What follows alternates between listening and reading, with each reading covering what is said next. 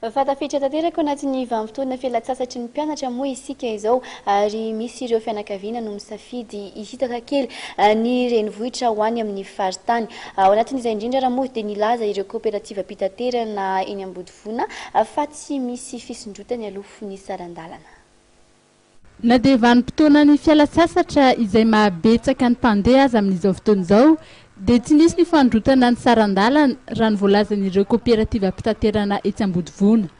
Nanamafy izany ny avy ao amin'ny Cotis Transport izay zotra mampifandray Tanindarivo sy Toamasina. Eto amin'ny Cotis izany nenay ny frais fixe foana dia sady tsy mitovy tsy mihena.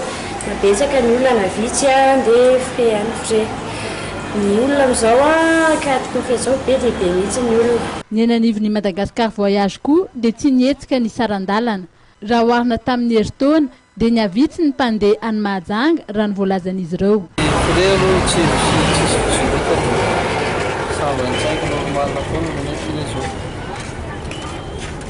Par rapport à tamin'ny lasa izy tsy dia misy raha ny fiapetrarao azy iny mahatonga an'izay hoe vitsy kokoa ny olona nandeha tamitsika oharina tamin'ny herintaona fa nisy tsy hay misy fa ty crise ty ngamba mety tsy fisian'ny masotra izao. Ireo fiara izay mianga amin'ny alina moa dia saika manao karavanina avokoa mba hisorohana ny tsy fandriam-pahalemana eny an-dalana.